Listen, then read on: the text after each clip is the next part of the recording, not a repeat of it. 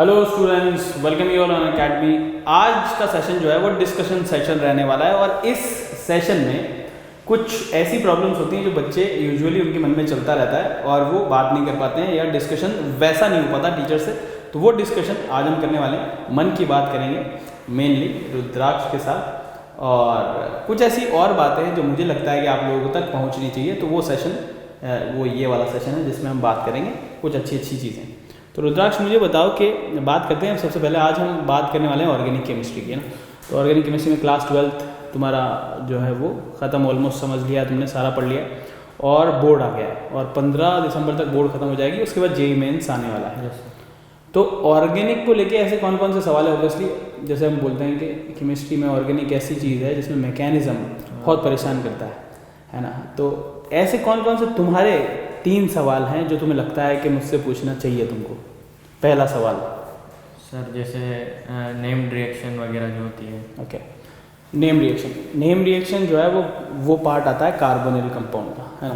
Carbonyl compound में अगर तुम देखोगे तो नेम रिएक्शन जितनी भी हैं, चाहे वो एल्डोल ले लें, केनिज़ोल छोड़ देते हैं, पर्किन ले लें, और भी बाकी जितनी क्लेजन ले लें, रेफॉर्मेट्स की ले लें, जितनी भी रिएक्शन है उनमें हम सिर्फ एक ही चीज़ कर रहे हैं और वो है इनोलेट बनाकर किसी न किसी पर अटैक करवा रहा है। तो नेम्ड रिएक्शंस ऑलमोस्ट सब सिमिलर हैं, मगर हाँ ऑब्वियसली याद कैसे करना है ये तो इसके लिए आपको या तो कुछ पर्टिकुलरली ट्रिक्स या न्यूमोनिक्स बनाने पड़ेंगे, है ना। जैसे कुछ फेमस रिएक्शंस है वो तो आसानी से याद रहती है, जैसे एल्डोल है, जहाँ एल्डोल नहीं होता वहाँ पर फिर कैनिज़ारो होता है ना। फिर पर्किन में थोड़ा सा चेंज हो जाता है कि आप उसकी जगह नाइट्राइड ले रहे होते हो, है ना, और वहाँ से रिएक्शन जो है वो शुरू होती है। रेफॉर्मेट्स की सिमिलर होती है, क्लेजन सिमिलर होती है।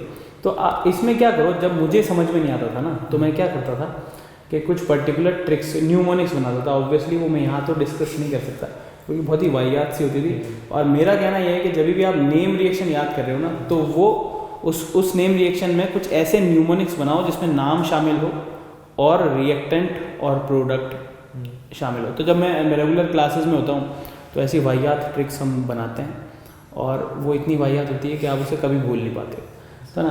तो ऑफ दी सीन मैं तुमको बताऊंगा कि कौन कौन सी ट्रिक है। ऑब्वियसली ऑनलाइन तो बहुत ही वाहियात हो जाएगा, वो नहीं बताने वाला। तो एक चीज़ तो यह है कि नेम रिएक्शन ऑब्वियसली बहुत इंपॉर्टेंट है और सिर्फ एक ही चीज़ पे चलती है मेनली, और वो है इनोलेट का फॉर्मेशन और उसके बाद किसी न किसी इलेक्ट्रोफिलिक सेंटर पर उसका अटैक, सिर्फ यही चलता है ना। तो क्लास मतलब इस सेशन के बाद हम लोग ऑब्वियसली वही चीज़ें भी डिस्कस करने वाले होंगे और मैं तुम्हें वो टिप्स एंड ट्रिक्स भी बताने वाला हूँ यहाँ पर, ठीक है। नेक्स्ट दूसरा सवाल क्या होगा तुम्हारा ऑर्गेनिक को लेकर? सर, और तो ऐसा होता है कि जैसे कंटेंट तो बहुत सारा है लेकिन हमको पता नहीं चलता कि एग्जामिनर कहाँ से पूछेगा, कहाँ से, मतलब उसका थॉट प्रोसेस क्या होगा। देखो, जेईई मेंस और एडवांस दोनों में अगर एग्जामिनर्स की थॉट प्रोसेस के बारे में बात करें तो वो सबसे बढ़िया रिफ्लेक्ट होती है प्रीवियस ईयर क्वेश्चन में। तो अगर हम प्रीवियस ईयर क्वेश्चन करके जा रहे हैं, प्रीवियस ईयर क्वेश्चन कर रहे हैं, तो हमें एग्जामिनर की थॉट पता लगती है कि उनकी फेवरेट क्या है। जैसे अल्कोहल है तो उनको लगेगा, अब तुम अल्कोहल में देखोगे तो कितनी बार जो है वो ईथर का जो है हाइड्रोलाइसिस पूछा हुआ है, कितनी बार, है ना। तो वो चीज़ ऐसा है जो एग्जामिनर की नज़र में आता है ना तो उसको बहुत फैसिनेट लगता है और वो पूछता है। दूसरी चीज़ अगर तुम देखोगे तो ऑर्गेनिक में हाइड्रोकार्बन में अगर हम देखें या किसी भी और ले लें, अल्कोहल ईथर हम ले लें, अमाइन हम ले लें, है ना, कार्बोक्सिलिक एसिड ले लें, एल्डिहाइड ले लें, सब में अगर बेंजीन हम जोड़ दें तो कुछ ना कुछ अलग होता है। तो जो फेवरेट हो जाता है वो है एरोमेटिक। एरोमेटिक अपने आप में नाम का कोई चैप्टर नहीं है मगर अपने आप में बहुत इंपॉर्टेंट है। अगर तुम प्रीवियस ईयर क्वेश्चन पेपर उठा के देखोगे तो बेंजीन से चिपका के हमेशा रिएक्शन करवाई गई। तो एग्जामिनर की थॉट प्रोसेस हर चैप्टर के लिए अगर तुम देखोगे तो कुछ ऐसे सेलेक्टिव चीज़ें हैं ना जो कि फिक्स है और एग्जामिनर को लगता है कि यार ये तो पूछना चाहिए मुझे, जैसे मैंने तुमको अभी ये बताया।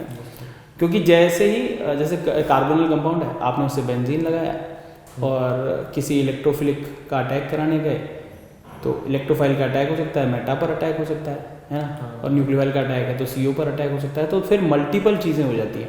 इसलिए हर चैप्टर को लेके एग्जामिनर का एक कुछ पार्ट सॉफ्ट पार्ट होता है और कुछ अच्छा ऐसा कॉर्नर होता है जो पूछना चाहता है वाकई में।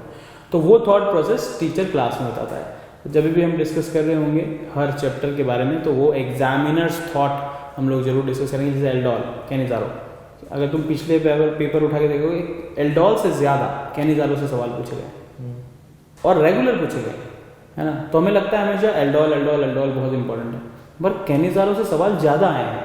तो ये थॉट प्रोसेस हमको मार्क करनी पड़ेगी कि एग्जामिनर की फेवरेट क्या है। अगर हमें चैप्टर्स के एग्जामिनर्स फेवरेट पता लग जाए तो चीज़ें रिलेटिवली आसान हो जाएंगी। तीसरा सवाल,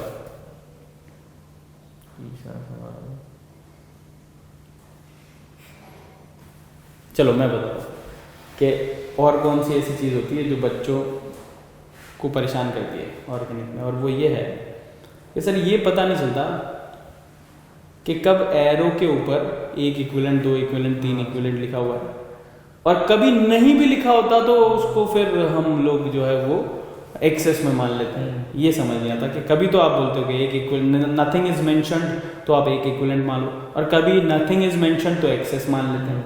तो ऐसा कब होता है? तो यूजुअली रिएजेंट्स में इफ नथिंग इज मेंशन्ड हम 1 इक्विवेलेंट्स ही मानते हैं, मगर जब रिडक्शन की बात हो रही हो और जब ऑक्सीडेशन की बात हो रही हो, जैसे मैंने NiH2 लिखा तो H2 जो है वो मैं एक्सेस में ही मानूंगा, है ना। जब ऑक्सीडेशन की बात चल रही हो तो भी मैं उसे क्या मानूंगा? एक्सेस में मानूंगा। तो इन दोनों चीज़ों को हम छोड़ें। जैसे LiLH4 की बात करें, उसमें एक्सेस में लेने की ज़रूरत भी नहीं, क्योंकि 4 हाइड्राइड एक ही मोल डोनेट कर रहा है ना। तो हमें ये समझना पड़ेगा कि जब भी रिडक्शन ऑक्सीडेशन की बात आएगी तो वहाँ पर 1 इक्विवेलेंट न भी लिखे तो भी वो एक्सेस में मानना है। बाकी सब जगह जैसे Cl2 ले रखा है, ब्रोमीन के साथ रिएक्शन करा रहे हैं, ब्रोमीन की रिएक्शन एल्कीन के साथ करा रहे हैं, तो नथिंग इज मेंशन्ड तो 1 इक्विवेलेंट हम मानने वाले हैं, है ना। जैसे Cl2 की रिएक्शन हम किसी एल्केन से करवा रहे हैं तो फ्री रेडिकल हेलोजिनेशन होता है, तो Cl2 के साथ अगर ब्यूटेन की रिएक्शन में करवा रहा हूँ तो 1 इक्विवेलेंट मानकर मोनो हेलोजिनेटेड प्रोडक्ट ही हम बनाते हैं जनरली। ऑल्दो NCERT में एक जगह एक ऐसा एग्जाम्पल है जहाँ पे टॉलुइन के साथ Cl2 की रिएक्शन करवा रखी है और ये सवाल पूछा गया था, है ना, एग्जाम में, और डाई क्लोरो प्रोडक्ट बनाकर फिर OH माइनस के साथ रिएक्शन करके बेंजल्डिहाइड बना रखा है। उसका रीज़न उन्होंने नहीं दिया है, ये सवाल बहुत ही डिस्कस हुआ उस साल जब ये आया, और सिर्फ 1 मोल Cl2 के साथ टॉलुइन की रिएक्शन करवा रखी थी और 2 मोल Cl ऐड करवा के OH माइनस का अटैक करवा कर और एल्डिहाइड बनवा रखा था। इसका कोई रीज़न नहीं दे रखा कि उन्होंने Cl2 के साथ 2 इक्विवेलेंट क्यों रिएक्ट करवाए, मगर नॉर्मली यही होगा कि जब भी आपको नथिंग इज मेंशन्ड तो आपको 1 इक्विवेलेंट ही मानना होगा, है ना। तो ये तो कुछ 3 सवाल हैं जो हमने डिस्कस किए ऑर्गेनिक के। आपके मन में और भी सवाल हो सकते हैं, जैसे मैं बताता हूँ कि इस कोविड पीरियड में एक चीज़ बहुत ही कॉमन हुई है और वो है कि बच्चों की 11th खराब हुई है। अब 11th खराब होने से क्या होता है मैं बताता हूँ। 11th जो है बिल्कुल वैसा है जैसे खाने में नमक।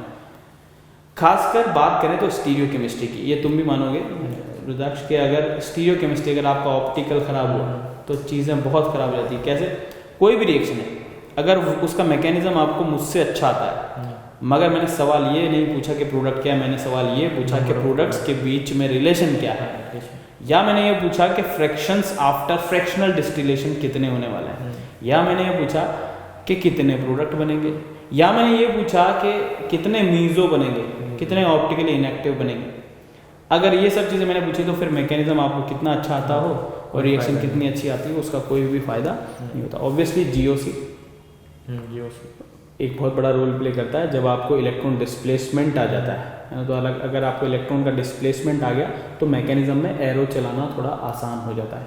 तो GOC और आइसोमेरिज्म बहुत बहुत बहुत ज़रूरी है और बहुत ही बेसिक है। ऑब्वियसली NCERT में अगर मैं बात करूँ तो GOC उतना सही से नहीं दे रखा जितना कि ऑब्वियसली टीचर्स जो है वो पढ़ाते हैं। तो sequence of organic chemistry NCERT में वैसा नहीं है जैसा वाकई में होना चाहिए, है ना। जैसे हम पढ़ाते हैं यहाँ पर मैकेनिज्म वाइज तो बड़ा आसान हो जाता है। अगर आप कार्बोकेटाइन की रिएक्शन एक साथ पढ़ लेते हैं तो चीज़ें आसान हो जाती है, कार्बेनाइन की रिएक्शन आप एक साथ पढ़ लेते हैं तो आसान हो जाती है। फिर शॉर्ट नोट्स बनाने में भी बहुत मज़ा आता है, रिलेट भी कर पाओ। हाँ, तो क्या ऑर्गेनिक में शॉर्ट नोट्स बनाए तुमने? Yes sir. ठीक है, शॉर्ट नोट्स बनाने का सबसे बढ़िया तरीका तुमको बताता हूँ। 5 कॉलम बनाओ, है ना। देखोगे तो मेरे वीडियोस भी रहेंगे। पहले में लिखो रिएक्शन का नाम, दूसरे में लिखो रिएजेंट इन्वॉल्व, सबसे कंफ्यूजिंग चीज़ होती है एरो पर लिखी हुई चीज़ क्या है और वो क्या करती है ना। तो ये दूसरी चीज़ जो है वो लिखनी होती है। तीसरे पर लिखना है, तीसरे कॉलम में कि किसके थ्रू हो रही है रिएक्शन, कार्बोटाइन कार्बोनाइन फ्री रेडिकल, तो इंटरमीडिएट इन्वॉल्व।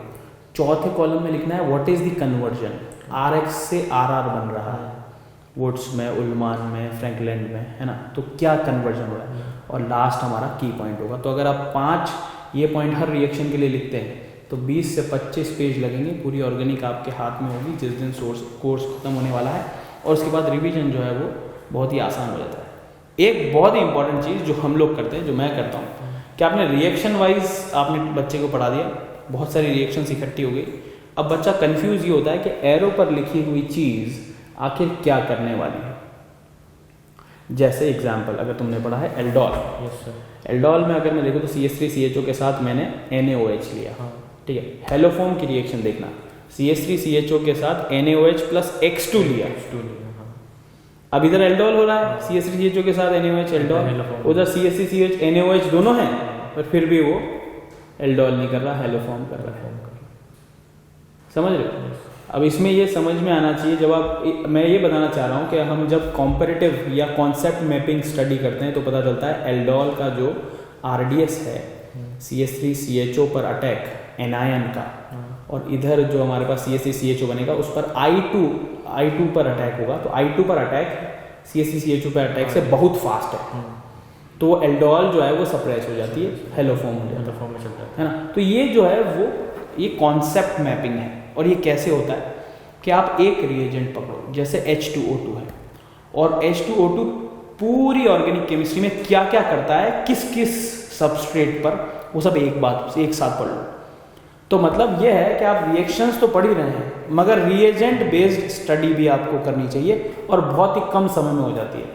कुछ पर्टिकुलरली बहुत ही इंपॉर्टेंट रिएजेंट है जो हमें डिस्कस करने होते हैं, कि जैसे H2O2 मल्टीपल जगह पर मल्टीपल चीज़ें करता है, तो आप वो 6, 7, 8 रिएक्शन एक साथ हमने बात कर ली कि भैया H2O2 ये करेगा, किस किस के साथ आएगा तो क्या क्या करेगा, LiLH4 क्या क्या करेगा, है ना, NaBH4 क्या क्या करेगा, तो और BH3THF क्या क्या करेगा, किसका रिडक्शन करेगा। ये सब हमने अगर ऐसे रिएजेंट वाइज स्टडी कर ली तो चीज़ें और आसान हो जाती है। फिर हम ये नहीं कहेंगे कि केमिस्ट्री है बेवफा, आज पढ़ो तो कल सफा। तो भाई पढ़ने का तरीका थोड़ा सा चेंज करना पड़ेगा, चीज़ें जो है वो आसान हो जाएगी रुद्राक्ष। क्या तुम इससे एग्री हो? Yes sir. तो ये था आपका सेशन। ऐसे डिस्कशन सेशन और होंगे, और भी बढ़िया बढ़िया चीज़ें आपको पता चलती रहेगी। मिलते हैं अगली क्लास में, तब तक के लिए बाय।